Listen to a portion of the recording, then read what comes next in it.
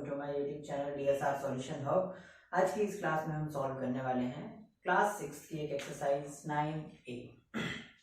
ये टॉपिक जो है हमारा ये जनरली ज्योमेट्रिक फिगर पर बेस्ड है। चलिए शुरू करते हैं। क्वेश्चन नंबर फर्स्ट में हमारे पास ये डायग्राम बना हुआ है जिसमें हमें तीन इंटरसेक्टिंग लाइंस दी हुई हैं। A, B और C पॉइंट पे वो इंटरसेक्ट कर रही हैं और अब हमें कुछ चीजें आइडेंटिफाई करनी है। जैसे फर्स्ट क्वेश्चन में लिखा हुआ है identify the following in the diagram. First वाले में लिखा है 3 पॉइंट्स।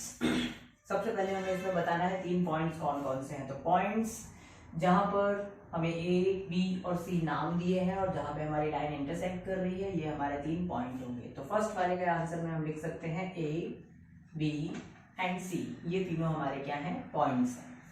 ठीक है। क्वेश्चन नंबर इसी का B है। इसमें लिखा है 2 लाइंस बतानी है। अब लाइंस के बारे में आप जानते हैं लाइंस क्या होती हैं। लाइंस जिनका कोई भी एंड पॉइंट नहीं होता और उन्हें दोनों तरफ कितना भी एक्सटेंड किया जा सकता है। तो ऐसी चीजें आपको कहाँ दिख रही हैं? यहाँ से देखिए AB और AC ये दोनों ही क्या है? एक लाइन है। अच्छा, नेमिंग करने के लिए हम कोई भी पॉइंट चूज कर सकते हैं। अगर यहाँ पे बीच में कोई और पॉइंट होता D, तो अगर हम AD बोलते तो A से D वाली भी क्या है? एक लाइन है। ठीक है, तो ये भी क्या कहलाती है? लाइन कहलाती है। तो अभी हमारे पास लाइन के लिए कौन कौन से पॉइंट्स हैं? AC, A से लेकर के C की तरफ जाने वाली लाइन है एक हमारे पास AC। लाइन के ऊपर हम इस तरह से लाइन का सिंबल बना देते हैं। इससे पता चलता है हमें कि ये लाइन लिया है हमने। अगर हम इसी को AC के ऊपर सिर्फ ऐसा लिखेंगे तो ये लाइन सेगमेंट के लिए हम इसको सिंबलाइज कर रहे हैं। ठीक है, ऑलराइट। तो अभी हमने AC के ऊपर लाइन बनाई है, दैट मीन्स AC को हम लाइन कंसीडर कर रहे हैं और AB हमारे पास दूसरी लाइन है। तो ये रहा AB और इसके ऊपर भी हम बना देते हैं एक लाइन का डायग्राम। ये शो करता है कि ये लाइन है। अगर हम लाइन सेगमेंट बनाएंगे तो दैट मीन्स वो शो करेगा कि वो लाइन सेगमेंट है। ठीक है, आगे हमें एक प्लेन बताना है। प्लेन, यहाँ पर हमें प्लेन क्या दिख रहा है? ABC, ये जो बीच का ट्राइंगल शेप बन रहा है ये क्या कौन सा फिगर है? प्लेन फिगर है, प्लेन पर बनने वाला फिगर। तो ABC को हम एक प्लेन एज्यूम कर सकते हैं। तो हम यहाँ पर आंसर लिखने वाले हैं ABC हमारा क्या है? एक प्लेन है। थर्ड का था। फोर्थ है 3 रेज। अब हमें 3 रे बतानी है। तो रे देखिए, रे हमारी C से लेकर A डायरेक्शन में जाने वाली जो है इसको भी हम रे बोल सकते हैं। C से A या A से C। देखो पिछली बार हमने क्या लिखा था? AC, उसके ऊपर लाइन बनाई थी तो वो लाइन कंसीडर हुई है। अगर हम यहाँ पर AC के ऊपर ऐसा डायरेक्शन बना देते हैं तो दैट मीन्स कि A पॉइंट से शुरू होने वाली और C की तरफ बढ़ने वाली ये क्या है? एक रे है। रे के बारे में आपको पता है, रे एक पॉइंट से शुरू होती है, एक तरफ उसका एंड पॉइंट होता है और दूसरी तरफ हम उसे कितना भी एक्सटेंड कर सकते हैं। तो 3 रे बतानी है हमें इसमें। तो पहला हमने बता दिया A से शुरू होकर C की तरफ जाने वाली एक रे है। दूसरा हम इसका उल्टा भी बता सकते हैं, C पॉइंट से स्टार्ट होकर के A की तरफ जाने वाली भी एक रे है। तो अगर आप इसको ऐसा लिखेंगे कि CA और उसके ऊपर रे का निशान बनाएंगे तो दैट मीन्स कि ये भी आपका क्वेश्चन नंबर D का आंसर होगा।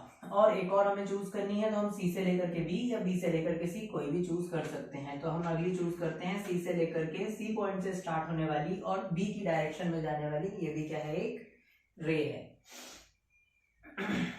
अगला पॉइंट है हमारे पास पॉइंट E। इसमें हमें 3 लाइन सेगमेंट्स बताने हैं। लाइन सेगमेंट हम किसे बोलते हैं? ये लाइन जिसको हम दोनों तरफ एक्सटेंड कर सकते हैं, ये है लाइन जो एक पॉइंट से शुरू होती है, एक एंड पॉइंट से शुरू होती है और एक तरफ एक्सटेंड कर सकते हैं, ये है हमारा रे। और लाइन सेगमेंट होता है जिसके दोनों तरफ एंड पॉइंट होते हैं, जिसको और कहीं भी नहीं बढ़ाया जा सकता, ये होता है हमारा लाइन सेगमेंट।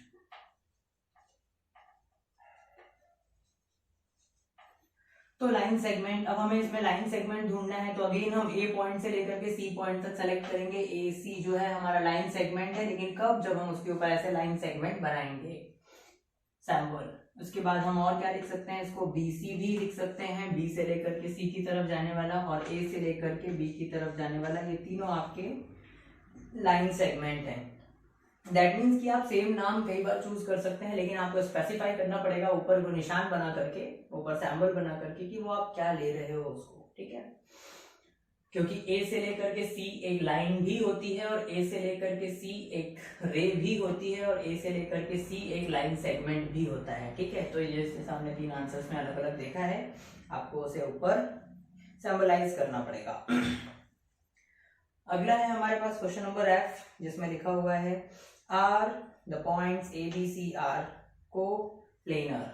कोप्लेनर एक वर्ड आया है यहाँ पर। कोप्लेनर का मतलब होता है जब कोई तीन पॉइंट्स एक ही प्लेन पर होते हैं तो उसे हम क्या बोलते हैं, कोप्लेनर बोलते हैं। ठीक है, तो एक ही प्लेन का मतलब क्या है, एक प्लेन सरफेस पर, जैसे अभी हमारा ये व्हाइट बोर्ड है, व्हाइट बोर्ड पे तीनों पॉइंट्स आपको नजर आ रहे हैं, तीनों एक फ्लैट सरफेस पर हैं, इसीलिए हम क्या बोलेंगे कि ये तीनों पॉइंट्स हमारे क्या होंगे, कोप्लेनर होंगे।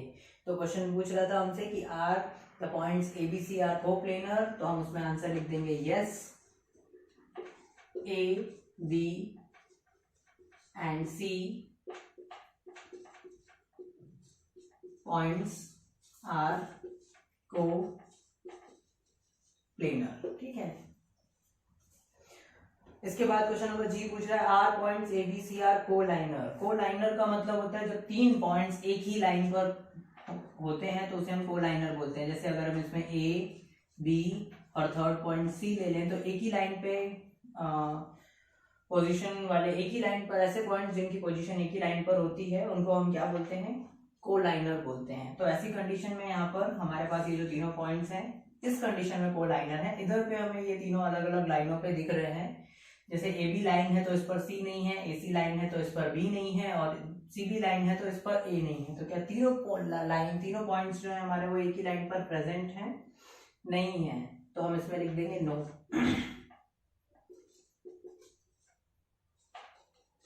ए B and C are not on same line, same line पर तीनों नहीं है, इस वजह से हम इसको लिख सकते हैं कि ये कोलाइनर भी नहीं है।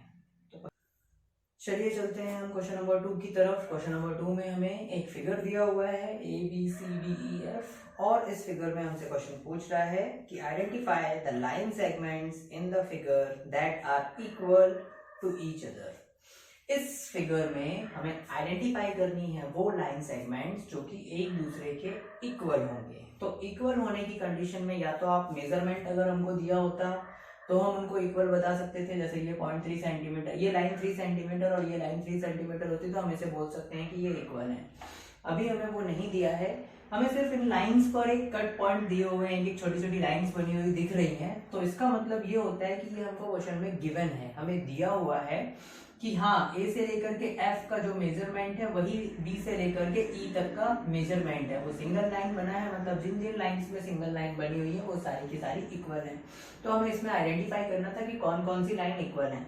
तो सबसे पहले हम चूज कर लेते हैं सिंगल लाइन वाली, जैसे कि हमारे पास है ए से लेकर के एफ, पहली लाइन हम चूज करते हैं ए एफ जो कि इक्वल है किसके, सिंगल लाइन और किसके ऊपर बनी है, बीई लाइन के ऊपर बनी हुई है। तो ए एफ जो है वो बीई के इक्वल है, और इसी तरह से वो सी और डी के भी इक्वल है, क्योंकि सी डी पर भी, सी से लेकर के डी जो लाइन है उसके ऊपर भी सिंगल लाइन बनी हुई है। तो ये हमारा पहला पेयर हुआ इक्वल लाइंस का क्वेश्चन नंबर 2 का सॉल्यूशन में।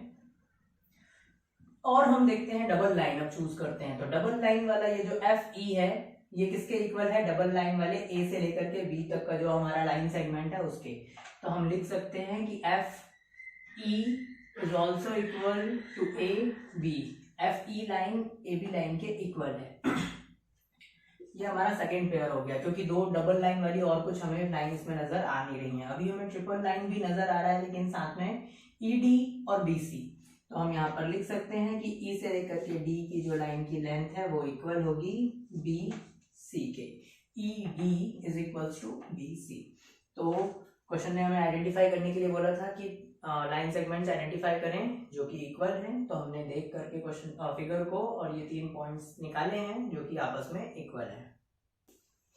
ऑलराइट स्टूडेंट्स, चलिए चलते हैं क्वेश्चन नंबर 3 की तरफ। क्वेश्चन नंबर 3 में हमें ये फिगर बना हुआ है जो कि अभी हमने बुक से कॉपी किया, और इसमें हमें अगेन आइडेंटिफाई ही करनी है कुछ चीजें, जैसा हमने फर्स्ट क्वेश्चन में किया था, जैसा हमने सेकंड क्वेश्चन में किया था, वैसे ही आइडेंटिफाई करना है। देखिए ये पूरी जो एक्सरसाइज है ये आपका नॉलेज बढ़ाने के लिए है कि आप लाइन सेगमेंट, रे, सिमिलर लाइंस, कोलाइनर, कोप्लेनर को कितने अच्छे से समझ पाते हैं। ठीक है, तो चलिए सॉल्यूशन शुरू करते हैं। इसमें हमारे पास क्वेश्चन नंबर फर्स्ट है, नेम 3 पॉइंट्स। इस फिगर में कोई भी 3 पॉइंट्स हमें सेलेक्ट करने हैं। तो आप देख रहे हैं यहाँ पर पॉइंट्स के आपको नेम दिए हैं P, Q, R, S और T। कोई भी 3 पॉइंट्स आप चूज कर सकते हैं। मैंने P पॉइंट ले लिया, Q पॉइंट ले लिया एंड R पॉइंट ले लिया। P, Q, R मेरे 3 पॉइंट्स हैं।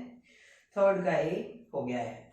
क्वेश्चन नंबर थर्ड के बी में लिखा है नेम 2 रेस। इसमें से कोई भी 2 रेस सेलेक्ट करनी है। तो रे के बारे में अभी हमने 5 मिनट पहले डिस्कशन किया था कि रे किसे कहते हैं हम, जो एक पॉइंट से शुरू होती है और एक तरफ इंफिनिटी तक बढ़ती है। लेकिन अगर हम एस से शुरू करते हैं तो इधर हमारे पास दूसरा नाम नहीं है बताने के लिए, दैट्स वाई हम इसको आर से शुरू कर सकते हैं। तो कोई भी रे हम चूज कर लेते हैं। आर से लेके एस के डायरेक्शन में जाने वाली एक रे है, तो आर से लेके एस के ऊपर हमने एक रे बना दिया। आर एस एक रे है और आर से लेकर के टी की तरफ जाने वाली भी एक रे है। So R T is also a ray. लेकिन हमें उसके ऊपर बनाना पड़ेगा कि हम उसको क्या ले रहे हैं। हम उसे लाइन सेगमेंट ले रहे हैं या रे के फॉर्म में ले रहे हैं। रे ले रहे हैं तो हमें एक रे बनानी पड़ेगी उसके ऊपर।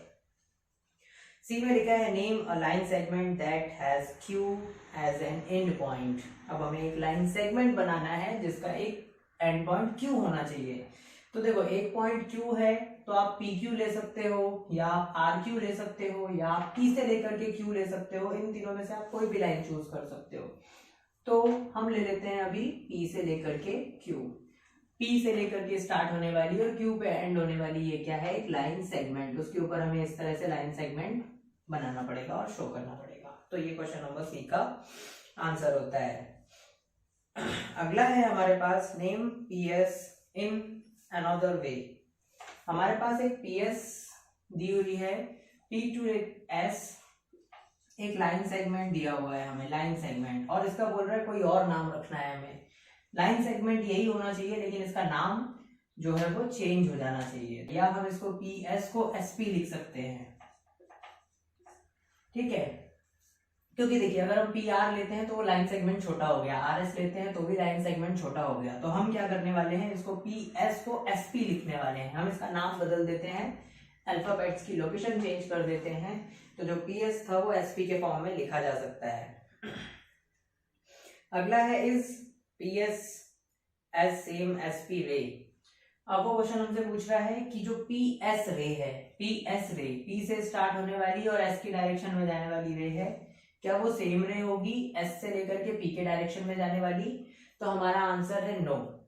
नो इसलिए क्योंकि ये जो रे है हमारी ये अलग डायरेक्शन में जा रही है।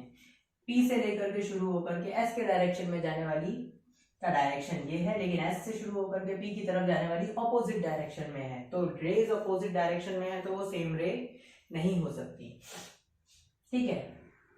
तो ऐसी कंडीशन में हम इसमें बोलेंगे no, because they have different directions। तो ये हमारे पास ई का आंसर है, no they have different directions. इसके बाद क्वेश्चन नंबर एफ जो हमारे पास दिया हुआ है, एम में लिखा है नेम, एफ क्वेश्चन में लिखा हुआ है name a pair of parallel lines. हमें पैरेलल लाइंस का नाम बताना है। तो पैरेलल लाइंस वो लाइन होती हैं जिनको आप कितना भी आगे एक्सटेंड कर लो वो एक दूसरे को कभी नहीं कट करती हैं। तो आप पीएस वाली लाइन को देखिए और क्यूटी वाली लाइन को देखिए, ये तो एक पॉइंट पर कट कर रही हैं इसलिए हम इन्हें चूज नहीं कर सकते। लेकिन अगर हम टीएस लाइन को देखें और पीक्यू लाइन को देखें तो ये बिल्कुल एक दूसरे के पैरेलल है। इसको आप इस तरफ कितना भी बढ़ाएंगे ये कभी एक दूसरे को कट नहीं करेंगे, और इस तरफ भी आप इसको कितना भी बढ़ाएंगे ये कभी भी एक दूसरे को कट नहीं करेंगी। सो हमें पैरेलल लाइंस का एक पेयर लिखना था जो कि होगा PQ और TS। PQ parallel to TS। PQ line जो है वो पैरेलल होगी TS लाइन के, उनके ऊपर लाइन बना दीजिए, ठीक है। तो वो लाइन बताएगा और ये पैरेलल होने का साइन होता है, ठीक है। PQ पैरेलल टू TS, ये हमने एक ग्रुप बना दिया। ओके चलिए चलते हैं नेक्स्ट क्वेश्चन की तरफ। क्वेश्चन नंबर जी, इसमें लिखा हुआ है name 2 pairs of intersecting lines. 2 pair of intersecting line. अब इंटरसेक्टिंग लाइन किसको हम बोलते हैं? इंटरसेक्टिंग लाइन हमारी 2 ऐसी लाइन होती हैं जो एक दूसरे को किसी पॉइंट पर कट करती हैं, तो ऐसी लाइंस को हम क्या बोलेंगे, इंटरसेक्टिंग लाइन। इस फिगर में देखने पर हमें बिल्कुल ये साफ साफ नजर आ रहा है कि हमारे पास कौन सी इंटरसेक्टिंग लाइन है। P से लेकर के S ये और T से लेकर के Q ये R पॉइंट पर कट कर रही हैं। तो दो इंटरसेक्टिंग लाइन कौन कौन सी होंगी हमारे पास, PS एंड TQ। ठीक है, P से लेकर के S और T से लेकर के Q जो है ये हमारी इंटरसेक्टिंग लाइन है। अब अगर आप आंसर शीट चेक करेंगे बुक की तो आपको हो सकता है कि नेम्स अलग अलग मिल जाएं। क्यों? उसका रीजन ये है कि हम हर बार अलग लाइंस चूज कर सकते हैं। जैसे ST जो लाइन है हमारी और QT जो लाइन है हमारी, ये भी T पॉइंट पर कट कर रही है, इंटरसेक्ट कर रही है एक दूसरे को। तो हो सकता है आंसर शीट में कुछ अलग लिखा हो। आप अपने तरीके से इसमें से 4-5 इंटरसेक्टिंग लाइंस आप निकाल सकते हैं। ठीक है, तो अभी हमने निकाला कि PS और TQ जो है इंटरसेक्टिंग लाइन है। P से लेकर के S और T से लेकर के Q ये जो लाइंस है हमारी, ये इंटरसेक्टिंग लाइन है। इनके ऊपर लाइन बनाना ना भूलें, because we are talking about lines. Alright, ये था G। H में लिखा है name two set of collinear points. Collinear points क्या होते हैं हमारे पास, जब 3 पॉइंट्स एक ही लाइन में होते हैं तो उनको हम क्या बोलते हैं, कोलिनियर पॉइंट्स। तो इस फिगर को देख के हमें ऐसे कौन से 3 पॉइंट्स नजर आ रहे हैं जो एक ही लाइन में है, वो है Q, R और T। देखिए ये स्ट्रेट लाइन में है, इसलिए हम पहला पेयर बोल सकते हैं Q, R एंड T। ये हमारा पहला पेयर हो गया। और चूंकि क्वेश्चन ने हमें 2 पेयर्स पूछे थे, 2 सेट्स पूछे थे, तो Q, R, T हमने एक चूज कर लिया, दूसरा हम बोल सकते हैं P, R और S। तो हमारे पास दूसरा पेयर होगा P, R एंड S। ये भी और ये भी, ये दोनों हमारे 2 सेट्स हैं कोलिनियर पॉइंट्स के, कोलाइनर पॉइंट्स के। अगला क्वेश्चन है हमारे पास I में लिखा हुआ है आर द पॉइंट्स TRS कोलाइनर। ठीक है, अब हमें बताना है कि क्या TRS एक ही लाइन में प्रेजेंट है। T इधर है, R इधर है, S इधर है। अगर ये एक लाइन में होते तो ये स्ट्रेट लाइन बनाते, लेकिन ये तो ट्राइंगल बना रहे हैं, इसलिए हम इसमें डायरेक्टली लिख देंगे नो, ये एक लाइन में प्रेजेंट नहीं है। इसके बाद क्वेश्चन नंबर J है आर द पॉइंट्स T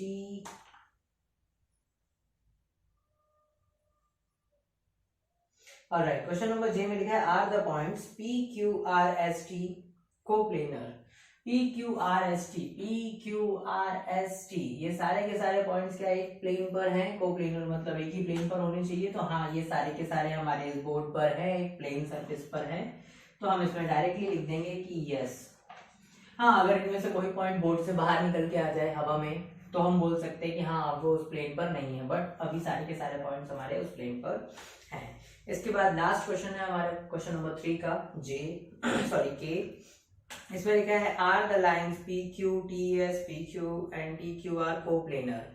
ये जितनी भी लाइंस हैं क्या ये सारी की सारी कोप्लेनर हैं? तो इसमें भी हम बोल देंगे कि हाँ सभी लाइंस हमारी कोप्लेनर हैं, तो यस इसके लिए आंसर। कोप्लेनर मतलब एक ही प्लेन पर होनी चाहिए, तो हाँ ये सब एक ही प्लेन पर है। ऑलराइट स्टूडेंट्स, चलिए चलते हैं नेक्स्ट क्वेश्चन की तरफ। क्वेश्चन नंबर 4, इसमें हमें 4 पॉइंट्स दिए हुए हैं एक ही लाइन पर, और इससे हमें क्वेश्चन पूछ रहा है कि how many different line segments can be named in the figure shown on the right. ये जो फिगर दिया हुआ है इसमें आप कितने लाइन सेगमेंट्स के नाम बता सकते हैं। तो कितने बता सकते हैं वो तो हम बाद में बताएंगे, पहले हम मेजर करना शुरू करें। लाइन सेगमेंट्स वो होता है जिसके 2 एंड पॉइंट्स हो, मतलब हमें एक एंड पॉइंट से शुरू करना होगा, दूसरे एंड पॉइंट तक जाना होगा। तो सबसे पहले हम A को हमारा फर्स्ट एंड पॉइंट चूज करते हैं, तो A से लेकर के B हमारा पहला लाइन सेगमेंट हुआ, हम उसका नाम लिख लेते हैं, फर्स्ट है हमारे पास AB। सेकेंड लाइन सेगमेंट होगा हमारा A से लेकर के C, पहले हम B तक आए थे, अब हम A से लेकर के C तक जाते हैं। ठीक है, तो AC जो है हमारा सेकेंड लाइन सेगमेंट। थर्ड होगा A से लेकर के D, तो थर्ड हो गया है A से लेकर के D। ठीक है, अब हम B से चूज करने वाले हैं, तो B से देखिए, B से हम एक ही तरफ जा सकते हैं, लेकिन BA अगर हम सेलेक्ट करते हैं तो AB बोलो या BA बोलो वो एक ही लाइन होती है, तो हमें अलग अलग डिफरेंट लाइन सेगमेंट्स क्वेश्चन ने पूछा है, तो दैट्स व्हाई हमें डिफरेंट नेम नहीं बताने हैं एक ही लाइन सेगमेंट के। तो हम रिवर्स नहीं जाएंगे किसी भी साइड से, हमने A से चलना शुरू किया था, तो A से B पहला लाइन सेगमेंट, A से C दूसरा लाइन सेगमेंट और A से D तीसरा लाइन सेगमेंट। अब हम B से चलना शुरू करेंगे, B से C पहला लाइन सेगमेंट और B से लेकर के D दूसरा लाइन सेगमेंट। तो बी से लेकर के हमने 2 बना लिए। अब हम सी से चलना शुरू करेंगे तो हम रिवर्स नहीं जाएंगे, वरना हमारे जो लाइन्स है वो रिपीट होने लगेंगी। तो सी से लेकर के हम डी एक और बार जाएंगे और सी से लेकर के डी जो है हमारा लास्ट लाइन सेगमेंट हुआ। तो टोटल हम यहाँ पर कितने लाइन सेगमेंट्स बना सकते हैं? 1 2 3 4 5 6। हम 6 line segments, different 6 line segments draw कर सकते हैं या नेम कर सकते हैं। ऑलराइट स्टूडेंट्स, चलिए चलते हैं 5वें क्वेश्चन की तरफ। क्वेश्चन नंबर 5, इसमें लिखा है थिंक एंड आंसर। सोचिए और आंसर बताइए कि आउट ऑफ लाइन रे और line segment whose length is possible to estimate. Out of line ray और line segment whose length is possible to estimate, किसकी लेंथ है जिसको हम बता सकते हैं इन तीनों में से। तो क्या है, अगर आपके पास एक लाइन है तो आप लाइन की जो लेंथ है उसको आप मेजर कर सकते हैं? बिल्कुल नहीं। क्यों? क्योंकि इसमें कोई एंड पॉइंट नहीं है, ये दोनों तरफ इंफिनिटी बढ़ाई जा सकती है। आप इसको इतना मेजर करोगे, थोड़ी देर बाद ये इतनी हो चुकी होगी। आप इसको इतना मेजर करोगे, उसके थोड़ी देर बाद ये इतनी हो जाएगी। तो लाइन जो है उसके कोई एंड पॉइंट्स नहीं होते, उसको कितना भी बढ़ाया जा सकता है। तो उसकी एग्जैक्ट लेंथ मेजर करना हमारे पास में नहीं है, हम ये नहीं कर सकते। सेकेंड वाला हमारे पास है रे। तो रे में भी एक पॉइंट तो हमारा फिक्स है, लेकिन दूसरी तरफ वो कितना भी बढ़ सकती है। तो इसकी भी एक्चुअल लेंथ बताना इज नॉट पॉसिबल, ये कहीं भी जा सकती है। लेकिन जब हम सेगमेंट की बात करते हैं, लाइन सेगमेंट, तो लाइन सेगमेंट के 2 एंड पॉइंट्स होते हैं और इसे कहीं नहीं बढ़ाया जा सकता है। इसको आप इजीली मेजर कर सकते हैं। जैसे अगर ये हमारे पास 7 सेंटीमीटर है तो हम इसको डायरेक्टली लिख सकते हैं 7 सेंटीमीटर, क्योंकि ये कभी भी इंक्रीज होने वाली नहीं है। तो क्वेश्चन हमसे पूछ रहा था आउट ऑफ लाइन रे और line segment whose length is possible to estimate. हम आंसर करेंगे कि out of these 3 the length of a line segment is possible to estimate. Alright students, चलिए चलते हैं क्वेश्चन नंबर 6 की तरफ। इस क्वेश्चन में हमें लिखा हुआ है which of the following object is best modeled by a point, a ray, a segment, a line, a plane or a pair of parallel lines। तो नीचे कुछ ऑब्जेक्ट्स दिए हुए हैं, रियल लाइफ ऑब्जेक्ट्स, और उसे हमें देखकर बताना है कि वो किस फिगर को बेस्ट रिप्रेजेंट करते हैं। क्या वो पॉइंट है या फिर रे है या फिर लाइन है। तो सबसे पहले हमारे पास रूलर दिया हुआ है। ए पॉइंट में रूलर स्केल है हमारे पास, तो वो किसको रिप्रेजेंट करता है बेस्ट? वो एक लाइन को रिप्रेजेंट करता है। ठीक है, रूलर किसको बेस्ट रिप्रेजेंट करेगा? लाइन को। उसकी एज जो होती है वो लाइन बनाने के, मेजर करने के काम आती है हमारे, दैट्स व्हाई हम उसको लाइन बोल सकते हैं। सेकेंड है स्पीक ऑफ डस्ट। बी वाले में लिखा है स्पीक ऑफ डस्ट, मतलब धूल का एक छोटा सा कण है ना, छोटा सा पार्टिकल। वो किसको रिप्रेजेंट करेगा? तो ऑब्वियस सी बात है, वो कोई लाइन तो है नहीं, ना वो पैरेलल लाइंस है ना वो प्लेन है, तो वो है एक पॉइंट। तो बी का आंसर है हमारा पॉइंट। ठीक है, ए रिप्रेजेंट करता है लाइन को, बी रिप्रेजेंट करता है पॉइंट को। सी में हमारे पास है एक लेजर बीम। अब लेजर बीम से आप सभी ने खेला होगा। लेजर बीम कैसी होती है? इस तरह की एक डिवाइस होती है जिसको हम एक तरफ से दबाते हैं बटन, तो अदर साइड से उसमें से लेजर निकलती है। दैट मीन्स कि उसका एक एंड पॉइंट है। जिस तरफ लेजर जा रही है उस तरफ वो इन्फिनिटी जा सकती है, क्योंकि वो लाइट बीम है और लाइट बीम कभी भी रुकती नहीं है, तो वो इन्फिनिटी जा सकती है। और पीछे की तरफ वो मूव हो सकती है क्या? बिल्कुल नहीं। तो वो बिल्कुल एक किसकी तरह है? रे की तरह, जो एक एंड पॉइंट से शुरू होती है और एक तरफ कितना भी बढ़ाया जा सकता है। तो सी का आंसर है रे।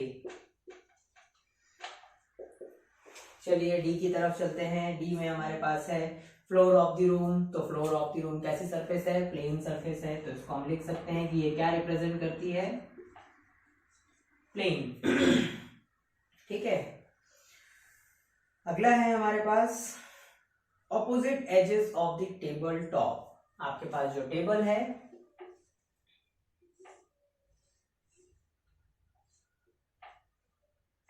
उसका जो टॉप है उसकी ऑपोजिट एज, एक एज ये वाली और एक एज ये वाली, ये एज क्या रिप्रेजेंट करती हैं? ई पॉइंट में हम लिख सकते हैं ये पैरेलल लाइंस रिप्रेजेंट करती हैं। पेयर ऑफ पैरेलल लाइंस, या हम पैरेलल लाइंस लिख सकते हैं, ये पैरेलल लाइंस को रिप्रेजेंट करती हैं। ऑलराइट स्टूडेंट्स, क्वेश्चन नंबर 6 तक हमने सॉल्व कर लिया है और बचे हुए क्वेश्चन हम नेक्स्ट वीडियो में आपको देंगे। अगर आपको वीडियो पसंद आई हो तो वीडियो को लाइक और चैनल को सब्सक्राइब करना ना भूलें। Thank you.